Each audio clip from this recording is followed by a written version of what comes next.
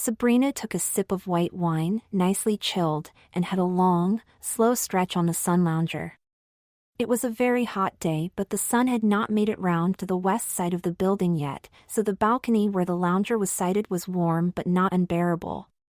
The action of relaxing after the stretch led Sabrina to catch the deep ruby red of her toenails, decide instantly that the color has outstayed its welcome and it was time for a change. Perhaps violet instead? It was easy to imagine the something of roughly that tone looking even better on her fingers. She tugged gently to pull down the hem of her white crop top, which had ridden up as she had hit her stretch maximum. Sabrina smiled. Life was good if these were the biggest decisions to be made all day. When she reflected on how she got where she was, the grin broadened. 8 months ago, she was not even Sabrina, she was Callum. Then, out of the blue, one of the craziest things imaginable had happened. Her Aunt Cora, who had married and subsequently divorced an extremely wealthy man, was obsessed with her daughter, Lana, remaining around her as what she referred to as a lady's companion. Even when Lana started university, she had enrolled at Southampton, which was a short distance from home and a daily commute. Then Lana shocked everyone, her mother more than most, by signing up mid-course for a year of studying in Spain. So Aunt Cora had bemoaned losing her companion, and asked rhetorically who else could be it? Callum? After some joking around, the subject was forgotten. But not totally forgotten. Aunt Cora raised the issue again, this time just to Callum. She added that it could be a very well-remunerated position. He asked her how she defined well-remunerated. She paused and told him that it would be a 7-figure sum for the year that Lana was away. Callum neither agreed nor refused, which was enough to encourage Cora. He spent some time musing and researching on the proposition. Even if the 7-figure sum was only £1 million, with judicious investment, he could earn at least 5% on that per year. This could set him up nicely for at worst only ever having to work part-time. Aunt Cora was a bit bonkers, but as the endearingly family eccentric as opposed to being dangerously so, and a year studying away for Lana could be as little as 10 months, depending on Spanish term times.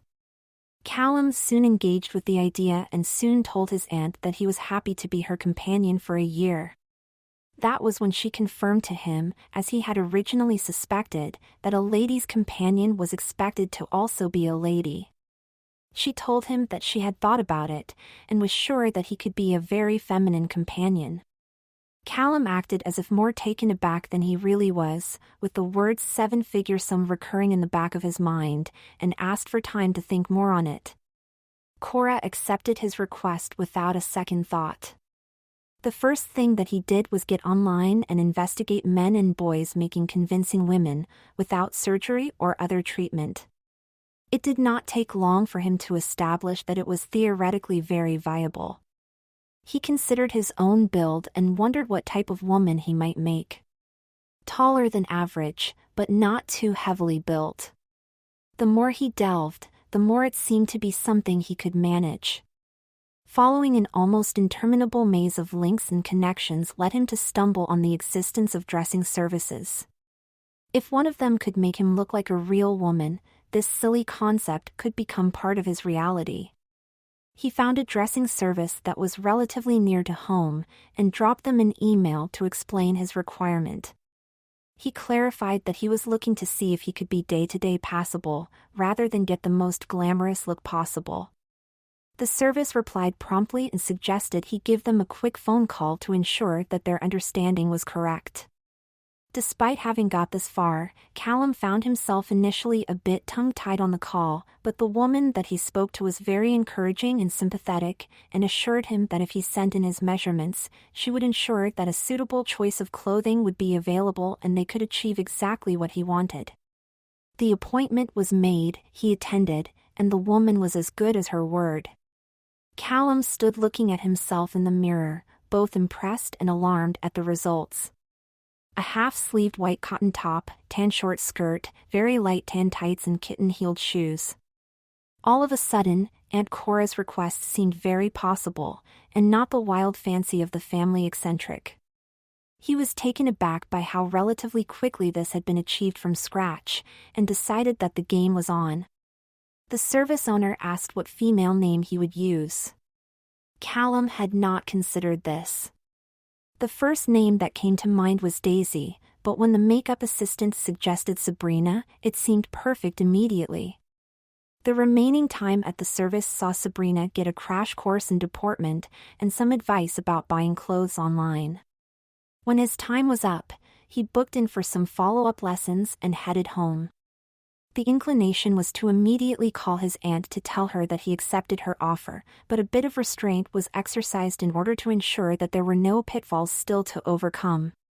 Resigning from his job was not a problem. Taking a year out from his friends might be more difficult. He could tell them that he was working away for a year, but if any wanted to come and visit, it may be difficult to put them off.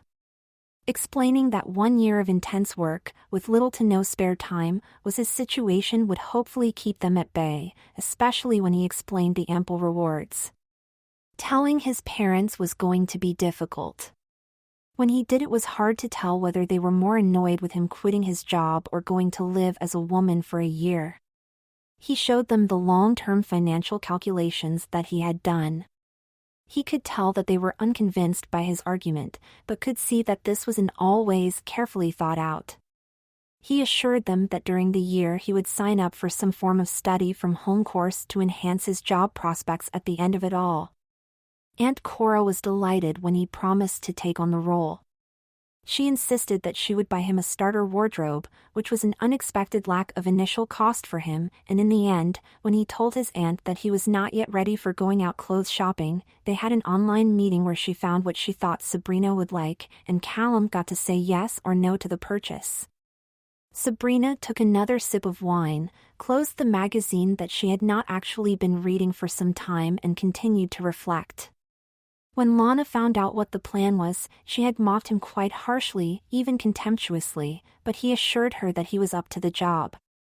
She asked if he had a plan for what to do if she stayed in Spain permanently, and he pointed out that she had to be back in Britain to do the final year of her degree. Other obvious objections that she raised were batted back to Lana, and she eventually agreed that Callum had addressed the details, even if the grand concept remained absurd. As it turned out, being Cora's companion was easy. It was not as if she was an inactive elderly woman, as she was in her mid-40s and socially very busy. All that Sabrina had to do was run errands, be prepared to chat, which largely meant listen, in her big empty house, and be available when someone was needed. What she was needed for could be anything. One of the first regular tasks was a weekly game of badminton with Cora. It was quickly apparent to Sabrina that this was a ludicrous activity, as Cora preferred to play in the garden, where the shuttle would be affected by even gentle breezes. Sabrina felt it may be diplomatic to let Cora win, but it turned out that Sabrina was not much of a badminton player anyway, and it only took a smattering of deliberate errors to decide the outcome. Cora often admonished Sabrina for her lack of skills, but Sabrina soon surprised herself by realizing that she was happy enough flitting about in a short tennis dress, and the outcome of the game was irrelevant. Initially, Sabrina concentrated on looser-fitting clothing, as the one thing that she could not overcome was the discomfort of tucking boy parts away effectively, but eventually Cora had added more figure-hugging options to Sabrina's wardrobe, and tucking just had to be endured, even for badminton. Although the sessions at the dressing service plus Callum's own learning from the internet and his aunt's work on smoothing out of the rough edges meant that Sabrina was ready for the public when she moved in with Cora, his confidence was not high, and Cora allowed him a week or so to build up the bravery before forcing Sabrina into going out and about with her. When looking in the mirror, Sabrina noted that she was a rather plain-looking girl. On the one hand, it did mean that she was unlikely to be badgered by boys, but on the other she felt it would have been nice to have been prettier.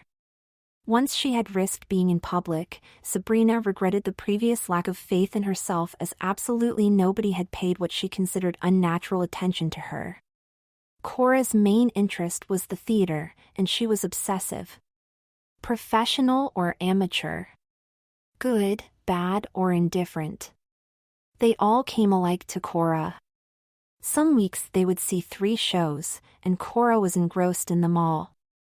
When Sabrina asked, Cora said she liked seeing people perform with passion, even when they knew that what they were performing was not very good. It was the commitment that entertained her. She alluded to there being a parallel to her marriage, but also to it being a factor in why she had offered Callum the chance to be Sabrina. It briefly led to Sabrina wondering whether she had been tricked into this escapade, but, as with every doubt, she could not conceive that the promised reward failed to cover the inconvenience. The embarrassment had been shed at a fairly stage, and the awkwardness born of the pressure to blend in had not lasted much longer. All in all, Sabrina eased into her new role quickly and with relative ease. The almost immediate love of her tennis dress and regret at not matching up to expectation on looks indicated how her mindset had rapidly adapted.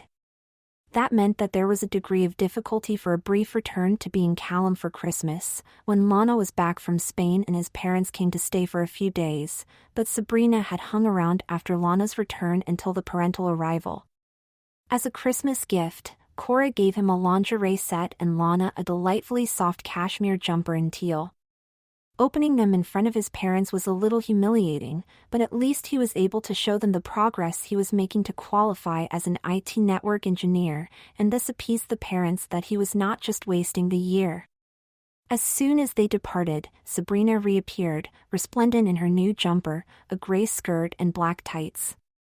Sabrina's train of thought was broken by the sound of a car on the drive. It was Cora, returning from her date.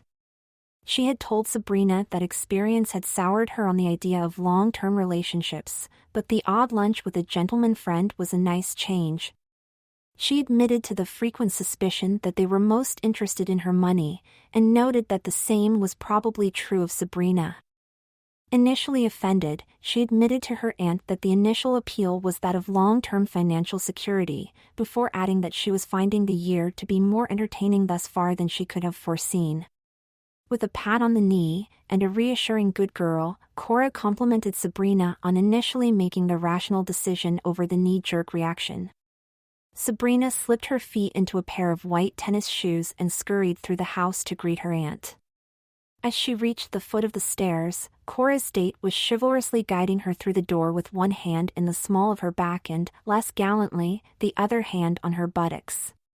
Cora gave Sabrina a sardonic grin and rolled her eyes.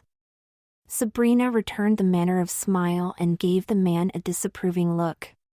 As she guided him back towards the front door, he glanced down at her chest, then, realizing what he had done, looked up again guiltily, only to see Sabrina offering him a scolding, but not sincere, frown. Once Cora had said her goodbyes, Sabrina ushered the man out of the door, which prompted her to reminisce further on the evolution of Sabrina.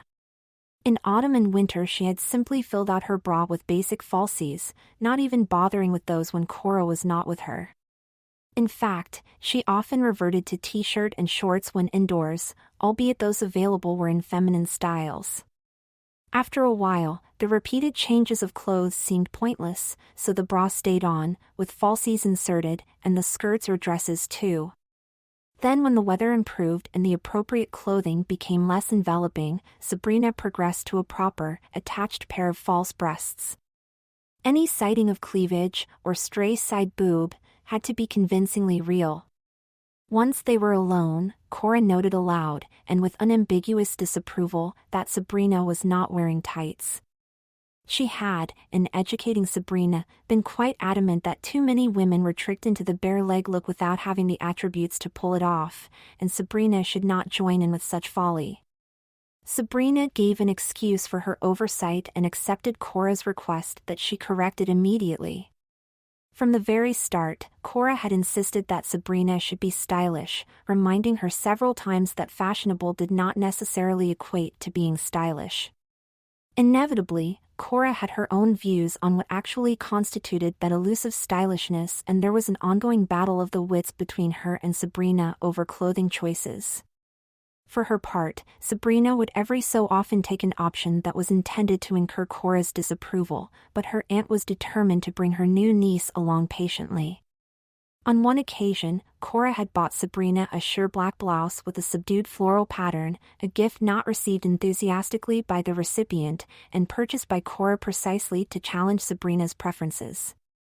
When asked to wear it, Sabrina paired it with a white camisole, knowing that Cora would not approve of the undergarment being so visible. So next time, the request to wear it was accompanied by instructions on what constituted suitable lingerie, delivered with a slightly terse edge. However, Sabrina found it amusing to test her aunt's patience, and Cora was often just as pleased to have the chance to try to push Sabrina's look in the direction that Sabrina would never have chosen. The game still continued, and neither of them had any prospect of winning. Only one occasion stood out to Sabrina as having pushed her out of her comfort zone. Cora had insisted that she be accompanied to the 20th wedding anniversary party of a couple she knew. It would be a dressy occasion, and for Sabrina there would be no excuse for not complying with that standard. Sabrina had one set of fancy lingerie, and Cora told her that she was to look as classy underneath as with her outerwear. The lingerie set was a lighter brown, cappuccino according to the label, with chocolate brown lace accents. Sabrina had regarded herself in the mirror, with demi-cup bra, high-leg Brazilian briefs and suspender belt, after attaching a very fine pair of lace-top stockings, and for the first time thought that she could make herself, for want of a better word, alluring. At least, she was in her own eyes. As it was an area that Sabrina had not had to deal with, Cora had given her a dramatic evening makeup look, and Sabrina could not resist slipping on her nude, high-heeled pumps and offering herself a pouting pose in the mirror. It was silly, really, but Sabrina liked what she saw, especially combined with the French braid that Cora had put in her hair. Breaking the spell, she donned a white slip and stepped into a pale green party dress that she had bought herself, with Cora's approval. The hem was just above the knee, but the floaty skirt meant that she would have to be careful not to flash her stocking tops. Once her other jewelry added, Cora slipped a silver ring with 3 small emeralds onto the 4th finger of her left hand, explaining that an apparent engagement ring would warn off any dangerous predators.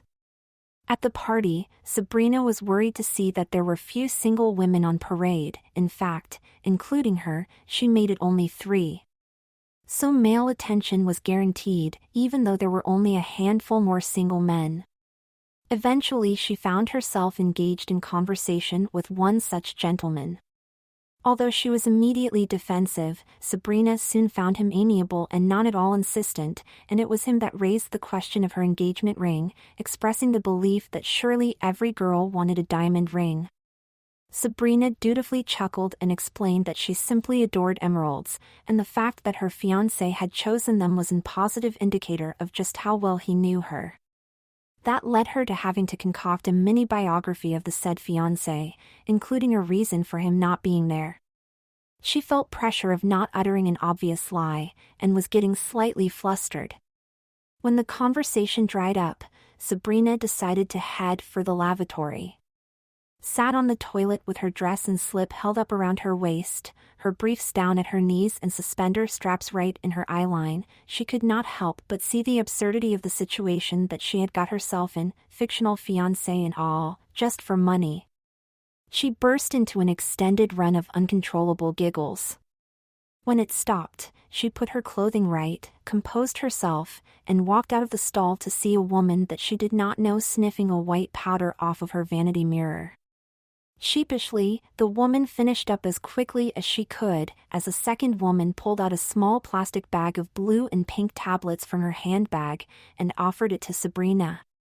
Declining politely, Sabrina set about refreshing her lipstick as the women bustled out of the toilet. As she was now even more determined to fade into the background for the rest of the evening, being unsure of who it was she should be most wary of, Sabrina sought out an acquaintance of Cora's who was sat at a table out of the limelight, and passed as much of the evening as possible in meaningless gossip with her. It was a masterclass in pithy criticism by means not of making slanderous allegations, but by stating what the subject of her ire was not. One woman was described as not in the age demographic for the dress that she was wearing.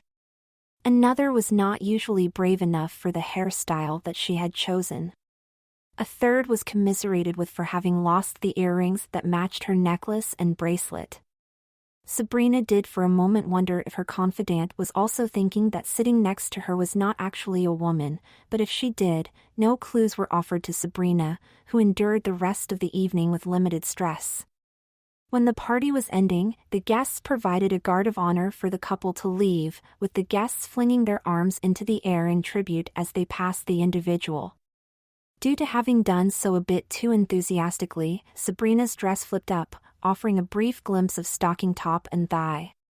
Possibly non-coincidentally, the man that had latched onto her earlier in the evening was stood opposite, and he winked at her in a way she read as sympathetically friendly rather than lustful. Instead of being mortified, Sabrina surprised herself by actually feeling pleased that she could get away with something that was, what was it? Flamboyant? Flirty?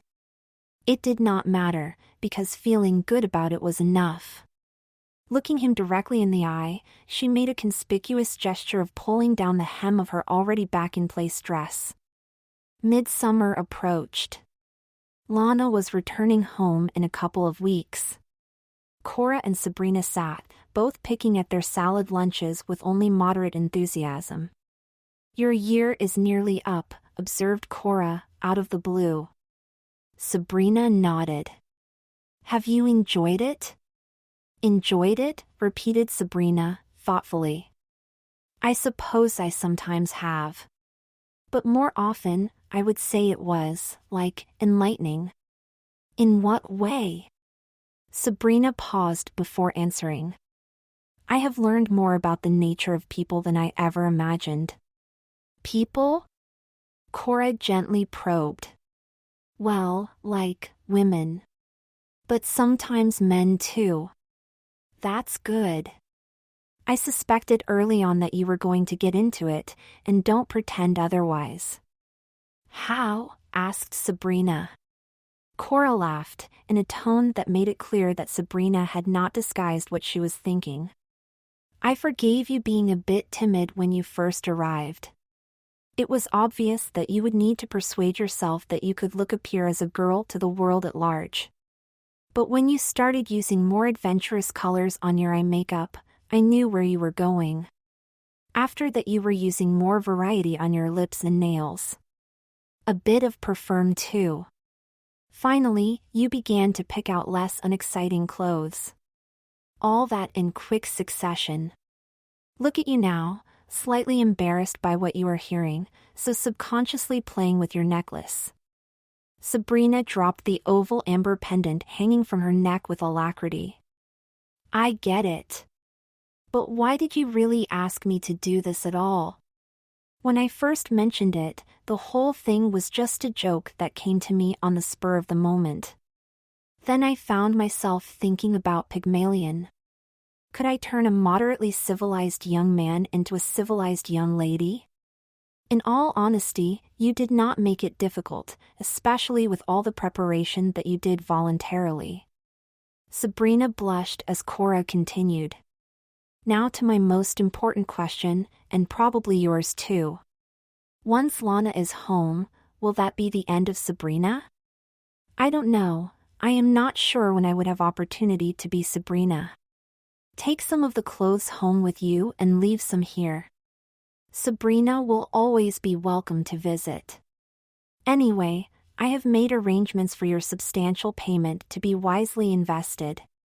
What work you choose to do, and how much, will be entirely up to you. The less work you do, the more freedom you have to enjoy yourself. It works for me. I would love to come back occasionally." "Thank you." Cora rose, arms outstretched, inviting Sabrina to hug her. Sabrina was in the process of joining the hug when she noticed her aunt's eyes moistening, and she gently recoiled. "Sorry, Auntie, I can do without a mascara smudge on this top." "It's waterproof," Cora explained, but dabbed at her eye anyway, before continuing. "Now tell me honestly, you genuinely have enjoyed this, haven't you? Despite the positive clues, you did spend so much time frowning. I was worried that you would hate me for the project." Mostly I was, concentrating on not giving myself away. The dressing service lessons were brilliant, but so often I was not, doing things that were instinctive to me. Sabrina rolled her eyes at the end of the sentence in a way that made Cora think that statement was not entirely true. Well, you have been a good girl, as I often told you, and a good boy, which I had not mentioned. Did anyone you know spot that I was not a woman? Ellie Wilding claims she did early on, and also that her husband did. But if so, she did not bring it up with me for ages, so I think she is telling a little white lie, and made a lucky guess based on some small clue that popped up. I told her she was barmy. But Angela Solomons spotted it. She said that she came out of the loo and your door was ajar and she noticed you admiring yourself in your bra and pants in the full-length mirror, but with no boobs and an out-of-place bulge. Sabrina blushed a very deep crimson. That was how Angela reacted too, chuckled Cora. It was nice of her to not make, a horrible fuss. Even better, she quietly warned me that Sabrina might be a con artist and to watch out for myself. How sweet, although I had to tell her that I knew you were male. But I didn't say who you really were. So I have got away with it for a year? How naive are you? Cora asked with exaggerated wide-eyed disbelief. When we have been for beauty treatment, the women that were working with you so closely would have obviously seen that you are not a woman. Or any similar circumstances, where you were at really close quarters. Sabrina looked deflated. I guess you're right. Of course I am, but it doesn't matter. I would still say you passed with honors. Look in a mirror. None of those that must have known felt the need to mention it, so you have succeeded, or will have done by the end of the month. Don't get complacent and let your standards slip. I literally wouldn't dare, asserted Sabrina. Good, but I have to point out that you have a ladder in your tights, which is a bad start. Oh, shit. And less of that unladylike language. Of course, Auntie. I will go and change them. As Sabrina exited the room, Cora allowed herself a moment of self-congratulation. Her little scheme to amuse herself had proved to be extremely entertaining right to the very end. What more could she get from it? Lana's flight was late. Not by much, but enough to get Cora pacing up and down beside the car with growing impatience. Sabrina leaned against the car, sporting her own irritated expression.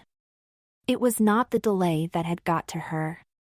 Firstly, she had been delegated to drive, and once Lana's luggage mountain had been somehow crammed in, the visibility behind the driver was going to be limited, leading her to expect constant unwanted and unnecessary advice from Cora. Even more annoying than that was that Cora had turned back the clock many months and insisted that Sabrina dress to her specification. It had not been long into the year before Cora had let her settle into her own style. She was a skirt and top girl. One dark, one lighter or patterned. A simple and effective approach. She would wear a dress when the occasion demanded, but this ought not to be one of them. Not so long ago, Sabrina had cast an admiring look at a woman passing by who wore a tiered dress. And a second peek, both of which Cora noticed.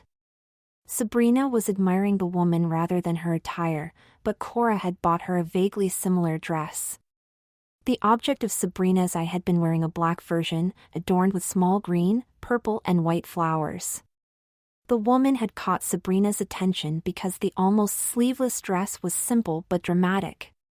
What Cora had bought her was cream, with pale orange and pink floral design, with larger flowers. When Sabrina tried it on, it had fit well, but the hem was higher, and all Sabrina saw was herself trying too hard to be girly.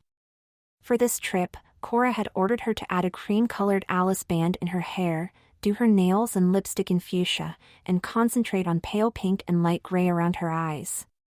Sabrina wanted to complain about being micromanaged, but bit her tongue and applied her makeup as she was told. Low-heel pink pumps and matching handbag completed a serious deviation from her developed preferred style. The only things in the image that she liked were her earrings, which were also predominantly pink, and she had been left the freedom to apply her eyeliner as she saw fit. "This look does suit you. You should work it more often," encouraged Cora, as Sabrina languidly propped herself up against the vehicle. "I don't know," Sabrina responded, "it doesn't, feel right for me." "What if you were blonde?" "No, ash blonde." Sabrina scowled gently. "That's even less really me." They were interrupted by a beep on Cora's phone. It was Lana advising that she was off of the plane and heading for passport control. Cora set sail purposefully for the arrivals area, leaving Sabrina to tag along a touch disconsolately. When Lana appeared and they headed back to the car, Lana and her mother were deep in chatter, and Sabrina was left to trail with the luggage trolley. She then realized what may have been Cora's agenda. Lana was wearing a plain cotton top, shorts and flat sandals. Cora was wearing a linen trouser suit and flat shoes. Sabrina, the only male in the party, sported an ultra-feminine dress and heels, albeit low enough ones to make driving practical. Now that Lana was back, his domestic rank had been relegated by one. But thinking about the money due to come his way made that totally acceptable, and as previously recommended by Cora, he was not going to let one sloppy moment spoil many months of hard work. So he put his mind to walking with just a very slight extra hint of a womanly wiggle to his backside, as the dress merited, and followed them to the car.